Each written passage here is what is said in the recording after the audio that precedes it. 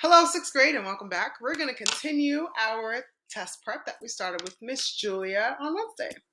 So last time we met, we were working with Miss Julia. We read a story and we worked through some strategies for multiple choice questions. Today we're going to continue that work, and I'm so excited to teach you how to annotate a poem.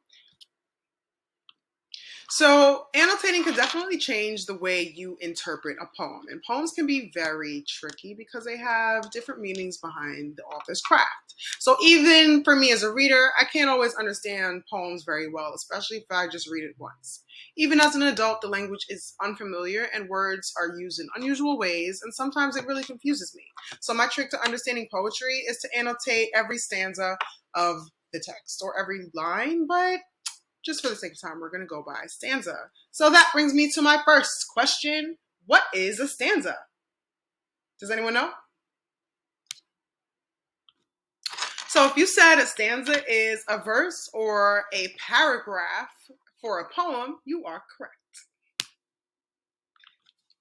All right, so I'm going to show you how I annotated this poem, Twilight Calm, that was used on last year's New York State ELA test. This poem is called, again, Twilight Calm by Christina Rossetti.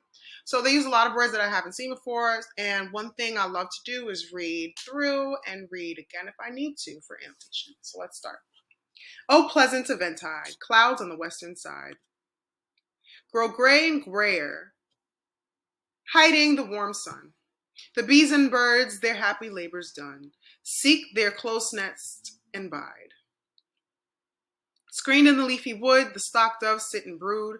The very squirrel leaps from bough to bough, but lazily pauses and settles now, where he once stored his food. One by one the flowers close, lily and dewy rose, shutting their tender petals from the moon. The grasshoppers are still, but not so soon are the noisy crows. The dormouse squats and eats choice little dainty bits beneath the spreading roots of a broad lime. Nibbling his fill, he stops from time to time and listens where he sits. Okay, so because the way I think I would like to annotate as I go, so I've read 5 stanzas, let's annotate the first one. Oh, pleasant eventide, clouds on the western side grow gray and grayer, hiding the warm sun. The bees and birds, their happy labors done.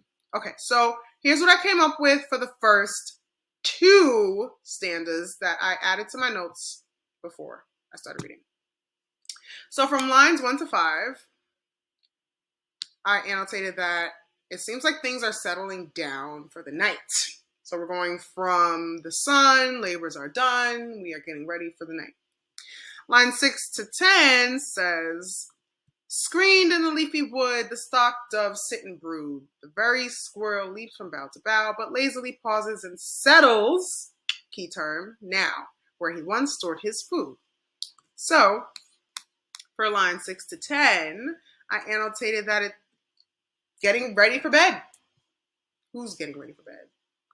Animals. Animals getting ready for bed. So, do you see how I was able to look at each stanza and come up with an annotation or main idea for each?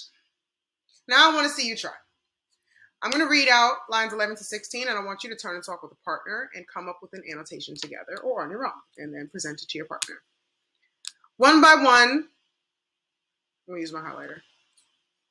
One by one, the flowers close, lily and dewy rose, shutting their tender petals from the moon. The grasshoppers are still, but not so soon, are still the noisy crows.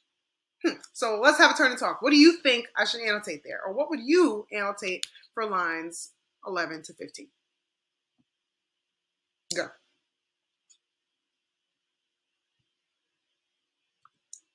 All right, so, all right, I did 11 to 16. Let's stick to 15. So from lines 11 to 15, I came up with the annotation that it's nighttime, but crows are still awake. So everything seems like it's settling down, but the noisy crows are still up. Did you come up with an annotation very similar to mine? Thumbs up or down? Great. So let's have another one. Let's try another one together. Lines 16 to 20 on your own this time. And then you're going to continue annotating and working on multiple choice in independent work time. The dormouse. The dormouse squats and eats choice little dainty bits. Beneath the spreading roots of a broad lime, nibbling his fill, he stops from time to time and listens where he sits. So again, turn and talk. What should I annotate? Go.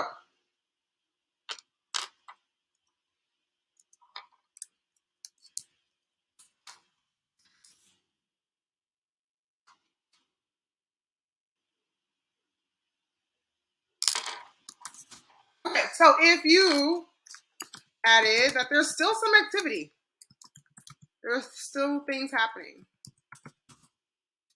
Activity. That's all I'm writing, 3 words. So I can't wait to see how well you're going to do on today's Kahoot. Please use these strategies. Please take your time. Answer all of the questions, and when you're done, if you need help, ask us questions, and I will see you next time. Have a wonderful rest of your day.